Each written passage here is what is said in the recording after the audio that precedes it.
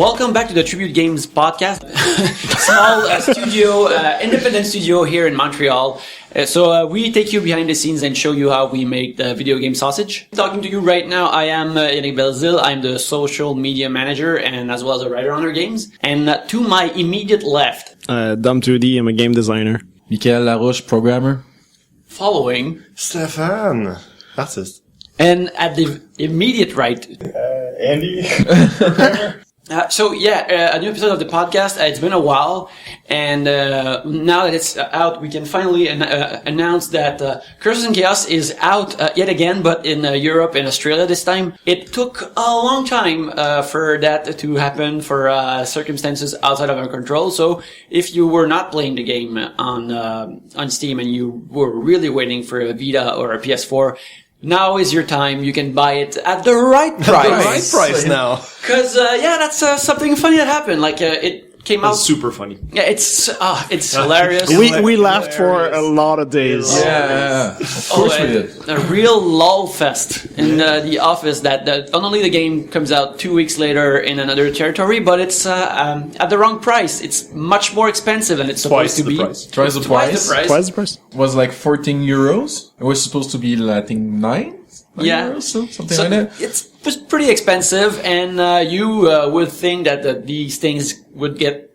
fixed quite immediately. Well, it got fixed immediately after the guy fixing it came back from his Holidays. Time is relative. You would think that it's easy to just change numbers like that, but here you go. Anyways, we don't want to burn bridges here, so please buy some Curses and Chaos, and if you do buy and play it, talk about it, take pictures of it, and use the Play CNC hashtag. Let us know if you are there playing it. Yeah, but a signal boost would help us a whole lot. Make sure to rate it positively as well. Yeah. Talk about it. Tell your friends. Play with your friends. It's a two-player game. You can smash. It's way fun to smash evil with a partner. We've been getting some fan art, which is really awesome to get every time. Always cool. Yeah. Yes, it is. It seems weird, but for me, like a barometer of success really is fan art and the way people get into the characters and draw them and do stuff about them. Like, so when we get that in fan fiction, more fan art and some fan fiction. Just write it and send it to us. Yeah, it was a really good crossover one. Person illustrated Curses and Chaos, but kind of like in the style of many illustrations I did for Mercenary King. Oh, right. The isometric. Isometric one, isometric series. And so someone did the Curses and Chaos in that style. And that was great. Yeah, it was pretty cool. Find a lot of the fan art. We're making fan art folders, fan art albums on our Facebook pages. So go check those out. On Steam also, right? On Steam as well. We're sharing the fan art on Steam too. So check those out. It's really cool. Johan brought his Wii U in the office, and then Jonathan bought a game to bring in the office. What game? This game is called Mario Maker. And because we make games, I was wondering if any of you guys played and how did you feel about it, and what's your read on, especially for you, Dom, because you're a game designer, like, how do you feel about Mario Maker? I wish our level design tools were as good as this, and I wish there was a undo dog in all of our tools, and Rocket to delete everything. Everything is just so smooth, and it's so lovely to design levels in there. It's like it is an actual game to make levels. It's not as smooth in real life. But I don't know. It's fun to create levels with the tools that they give us. And by tools, I mean just all the blocks and the monsters and all that. And there's a bunch of new ones also that are fun to play with. Like just putting wings and everything, or putting enemies in cannons. There's a lot to discover, like a lot of mechanics that you discover either by playing levels that people have made or by making them yourself. It's great. Yeah, I was gonna say it's pretty funny to see, because we're developing tools for a project that doesn't exist. Yeah. And we're developing tools to do auto tiling and stuff like that, and it's just really, I don't know, ironic to see it as well done. Yeah. In Mario Maker when we're trying to do stuff like that, and it's kind of, it works, but it's also it's hard to achieve. It's hard to achieve. It's funny because in the game the features are unlocked every day. That's the thing I hate. It's kind of bad, but we figured out a way around it. But it was kind of funny because it was like features were being added to the tool every day.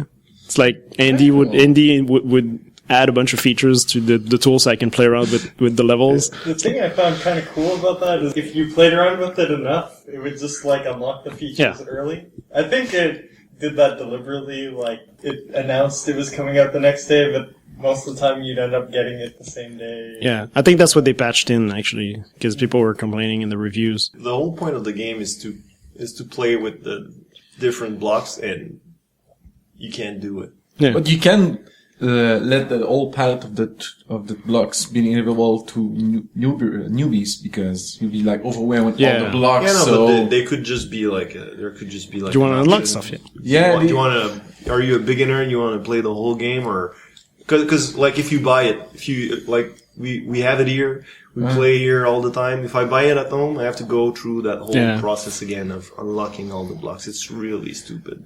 yeah, That's it's the not. whole point of the game. It's to play with these blocks. You should have done like a tutorial to unlock that step, or just as you ask. Oh, Yeah. I already played this game. Yeah. So Yeah, yeah. exactly. I was comparing it to the WarioWare on DS, Do It Yourself, Oh yeah. which had like 8 hours of tutorials, and every tutorial would unlock a new feature. It was the worst thing of all time. It was so much wasted time, and so like there were little dialogue and bullshit before every single step. It was terrible. But I did do the waiting game for when I did buy Mario Maker for myself. I found it interesting because when you are limiting in palette, you have to use your more creative in a way. So I know all the items in Mario because this is Mario. So but I find it kind of fun to wait today. I can't wait to get the Mario 3 style set. But yeah. But sometimes because we know all the tiles, I'm making a level with the first 2 days. And I think, oh, that would be a great place for a hidden block or for something. And I have to wait like 4 more days to unlock it. But I don't know. It's not so bad. One level that I made only what you get unlocked on the second day. I think the level was pretty much interesting because of that. Because I only used the new item, so it was like a teaching tool. Yeah. I designed the level as, oh, this is the new item. I have to teach the player how to use it. So It's great how they... I see the value of it. I just think it's stupid that there isn't an option. Yeah, to skip. yeah, of course. The example levels you get every time something is unlocked are pretty great. Because so every time you unlock like 5 or 6 new elements, it shows you a level and makes you play a level that has all of those things in it. So you're already inspired to create new stuff with it. It's awesome. So the one thing I didn't quite like about that was just the way that they would like interrupt like you're in the middle of editing a level or something and they'll just ram this like dialogue message in your face and it's like, do you want to create or play this test level? And it's not really clear at that point whether or not you're gonna like be able to keep what you've made so far. I don't know if you keep it, but I think logically you should keep what you were currently editing in the world. But I think if you play it, you can edit that one. So I don't know. It's a weird flow. Yeah. Yes, little rocket stars. No. So yeah, it's pretty much it's pretty much inspired by Mario Paint. So if you play Mario Paint on Super Nintendo, it's like you get the Underdog, the rocket, all the sounds effect. Yeah. Go. Save Also, robot. yeah. Also the fly swatter? The fly Oh yeah, swatter, it's a secret. Life It's a secret. Oh, sorry. Spoiler. No, it's not. If you want to know that secret, but you can also like click on No, the. but there in Mario Maker, if you click on the screen too fast for too long, it just pops up the fly swatter game. Oh, that's how you go unlock fast. So. Yeah.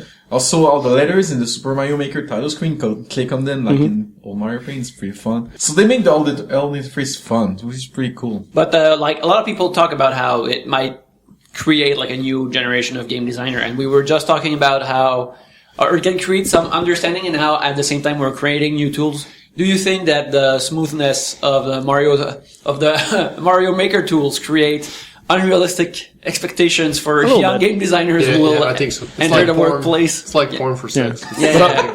It's not gonna be like that. These tools, you'll never get these tools in real life. But it also just teaches one aspect of game design, which is level design. Yeah. And I hope that people understand that just deciding what all the pieces in the Mario Maker tools, what every single piece does is a game designer's job. Like deciding that you can put those things in the cannon, what the cannons do, what speed the bullets are, what all those things are made by a game designer. Like you're not just, when you hire the company to do game design, they don't have all those things ready for you to create levels in it, like this magic thing that is Mario Maker. So it's one aspect that people will learn, which is good. What else have you guys been playing recently? Like, Last night I played Garrus and Play what? Garrus on the NES. This is the tunnel shooters from Konami. Oh, okay. It's pretty good. It's pretty great. Also, another like weird shoot 'em up, vertical shoot 'em up for the NES called Cycross. I don't know how to pronounce it, but What's the game we played at the arcade the other day? oh, the ColecoVision one, the Slender, something like that. Slender. This is a ColecoVision game. You have Slither, yeah. Slender, yeah. You have a trackball. Yeah. And somehow I was the winner in every time we got an arcade in Montreal that's run by one of my friends, and they do competition at each night. And the competition this time was this game, and I won. And Dom 2D was like second by 20 points. By 20 points, yeah. It was kind of a weird game where you're moving around with the trackball and snakes and dragons come in the screen. Yeah, and you have to shoot them. What But more do you want? yeah. Snakes and dragons. it's like inspired by Centipede and Millipede. Yeah, but the cool thing was you could shoot, you can move around and shoot up or down, but it was just a button to switch between up or down. So sometimes the enemies would come from the side or from the bottom, so you'd have to like move up and shoot them from the top instead. So it's kind of a cool It's a puzzle dynamic. shooter. No, not at all. Oh, it's Yeah. But it's mostly Millipede and Centipede on steroids. yeah, I think we should do more of those competitions where it's you're basically jumping in blind into a game and you need to figure it out within the 3 lives you have to Yeah. to get a high score. the old wizard competition. Yeah, Yes. Wizard. Yeah, Wizard was blind for sure because they had never played Mario 3. so- Exactly, that's what I'm saying. But the kid already knew about the flutes and everything. But whatever. Oh, he was a wizard. He's a wizard. Yeah. So, Dom, what have you been playing recently? Not much. Me and Steph, we've been playing Skyforce. Skyforce.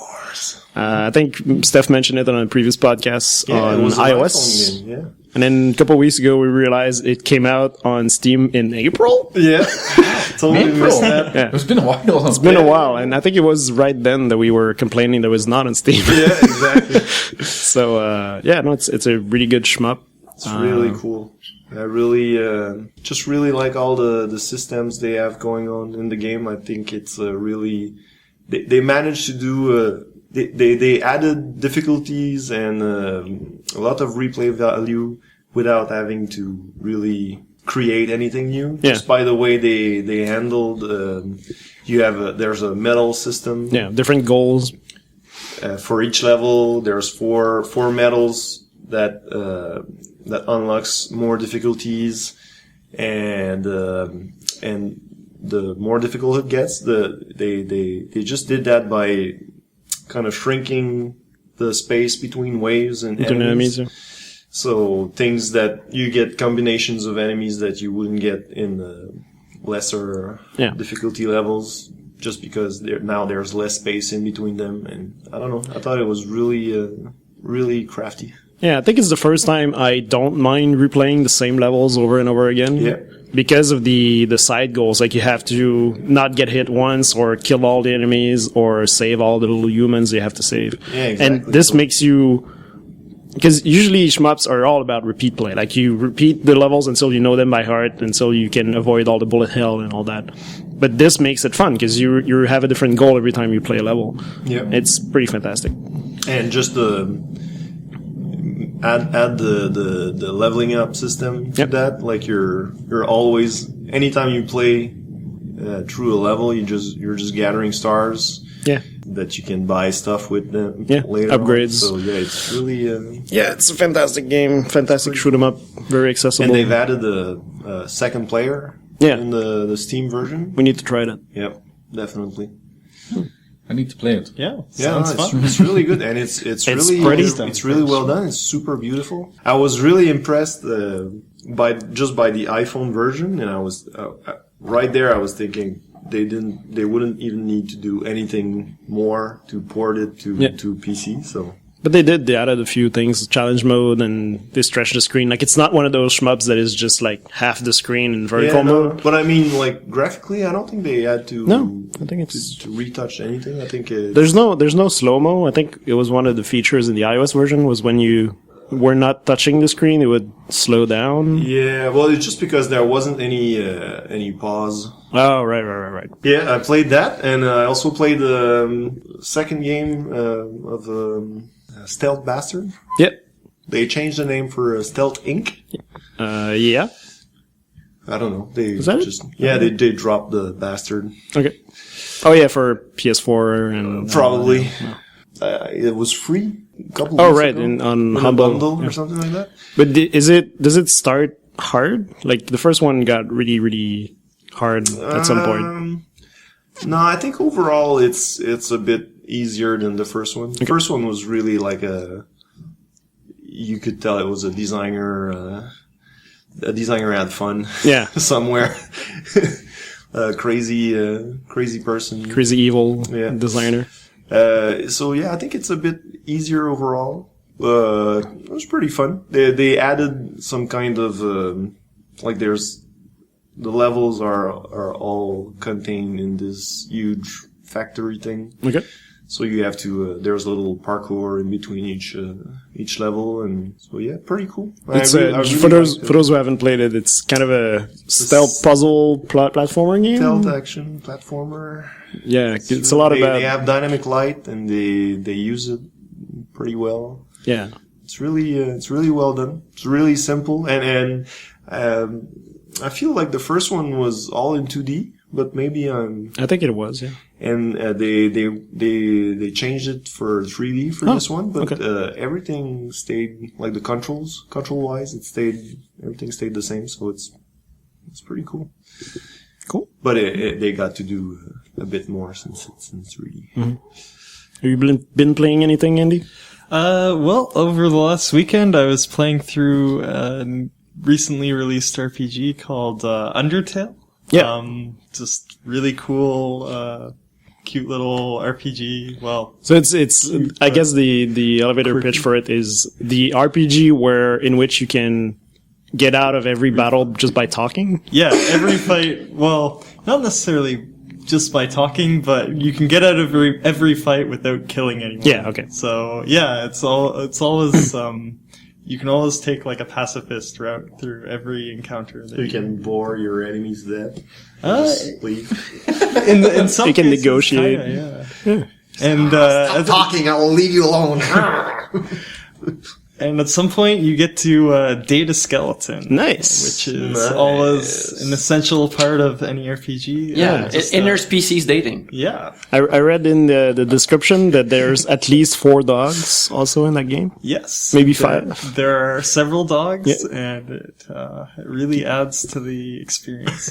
That's actually in the Steam description. It's like there's 2 dogs in this game, and then 2 points later is like I think I added a 3rd dog, maybe a 4th. Also, like the I don't know, the specs for the soundtrack download are like I don't know, CPU. Yeah, sure. I don't know, like graphics card. It's just music files. You don't need graphics for that. That's great. I also played the Gauntlet, the new 3D. Yeah, it was $5 this weekend. Was it good? Was it good? Yeah, pretty good. Did you play it by yourself? No, I played with a friend, Okay. and but my computer is shit, so I had to play on minimal settings. It wasn't that bad, but I heard it wasn't super exciting. The time I played was fun. yeah, it's like, we played easy because couldn't bother to die that much for the game for what it is. There were some maps that were really cool, like the ones where you had to do a bit more back and forth, and like the more Metroidvania ones, like where you have to go and unlock stuff, come back to the middle, and so yeah, a couple of them were cool. But yeah, in general, I think maybe a bit too simple. Like probably the difficulty makes it Yeah, more interesting. a bit more interesting, but still, like, I don't know. Some of them were really just stretches of like a corridor. Yeah, okay. You just have to get to the end. It has one of the best loading screen messages. It just says there are helpful messages in the loading screens. You know what? There truly are. For my part, I've been trying Always Sometimes Monster, Oh, really? which I'm still just like in the first 10, 15 minutes of it. It's an RPG game, and I don't know anything about it. The first time I heard about it was at the Canadian Video Game Awards last year. The prestigious awards. Yeah, those prestigious awards. And they won for best writing, so... But other than that, I don't know anything about it. So far it seems to be an RPG that is really like a huge character tree, and I'll have to navigate it between relationships and decisions and stuff like that. There doesn't seem to be any fighting or that type of mechanic. So I'm curious. I'm interested to see when you get deep into that game, like where does that lead? Because I hear it goes to some like dark places and actually tackle really serious themes, which is pretty rare for a top-down RPG thing. Like Pizza Pocket or Craft Dinner? Yeah, exactly. Well, those are mature themes as far as I'm concerned, because they impact your health in the long term. But in fact, when you start a game, you're sort of hungover with your character, and you microwave a Pizza Pocket like at the beginning. Oh my god! So maybe you know more than you think about this game. Maybe it's about me. Yeah, maybe it's about you. God, But, am I living in an RPG? Yeah, it's an adaptation Charlie Kaufman type of situation where that your own life will be mirrored by the thing you're making. That's scary. Hopefully it ends better. Too much grinding. I wouldn't like that. A lot of grinding in adaptation.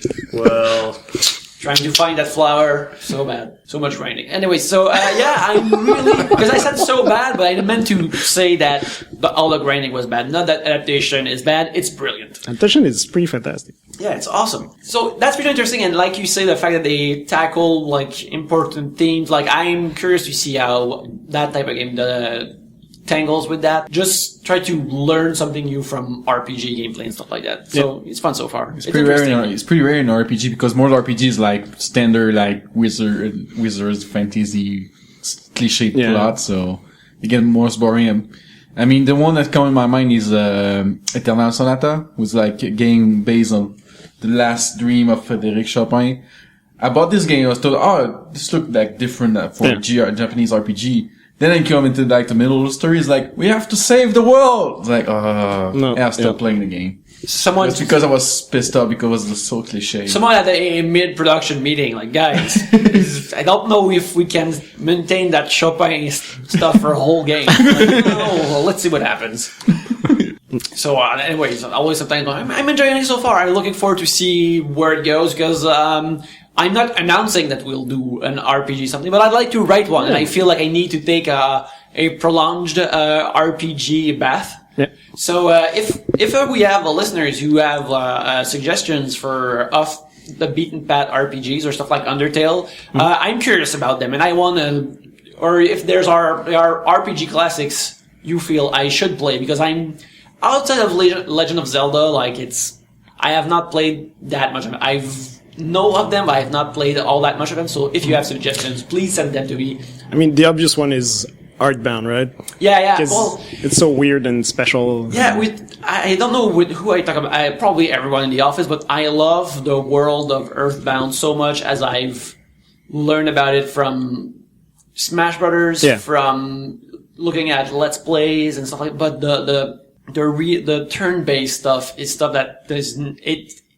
just does not interest me at all, and I feel like I have to sludge through that to get through like the actual soul of the game. There is actually a lot of grinding in that game, and it's not that fun, but the rest of it is just so good and perfect, and the dialogue and the world and even the combat mechanics are weird, like the fact that as you're losing HP, it's kind of a counter thing that rolls down.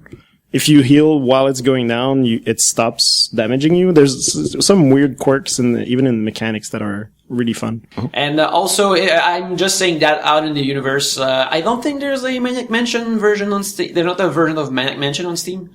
And I would like to play that again soon, so someone make one. Get onto it. Yeah. Maybe we should just do it ourselves. Well, they're redoing Day of the Tentacle, right? They're doing an HD remake of it. Yep. And in Day of the Tentacle, there's an arcade machine that has Maniac Mansion in it. Oh, so maybe that. I mean, so you can play the whole thing in the game. I remember playing it as a kid, and I loved it. It was impossible. It was way too hard. It was pretty hard, and I remember finishing it, and there was time travel in it, so I'm in the tank for that. But still, there's something special about Maniac Mansion that I want to play and again take a bath in that type of game storytelling and gameplay, that it's the way they both fuse together. And on that compelling note, I think we should end this podcast right now. And I'm done with my beer, so yeah. Yeah, well, this podcast has been timed through beer drinking. We're drinking delightful Tremblay beer. Yeah. Super creamy. So, guys, where can we find you on the internet this week? Dum2D on Twitter, Tumblr, everything. Michael LaRouche on Twitter. At JGS Boutin on everything. By the time you'll be hearing this, Stefan will have posted pictures of interesting statues he recently saw on his Twitter. I encourage you to go check it out. Yeah, I should. Okay, and I'm Eggboy Color on Twitter. You can find me at Yannick Belzil, and you can find Tribute Games at Tribute Games. Also, we have we're started putting more stuff on our YouTube channel, so you can see me welcoming you on the channel. Yes. Well, in fact, don't go watch that. Just watch the rest of the. You can hear me sneeze in that clip. Yeah, so there's exclusive sneeze. You can exclusives. But you can hear like his bodily function cameo, audio cameo in that video. But we also put other episodes of the podcast on it, parts of the soundtracks for Curses and Chaos and our previous games. There will be more stuff there in the future, and there are giveaways for Curses and Chaos there as well. So check that out. You will be giving the link in the YouTube in the podcast show notes, and we also have a new newsletter. So if you want to subscribe to that, you can find the link in the show notes, in the podcast show notes. And where are those show notes, you might ask? They're on the Tumblr for the podcast, which is tributegamespodcast.tumblr.com. So that's pretty much it. So on that note, thank you for listening in again, and we'll be talking at you very soon.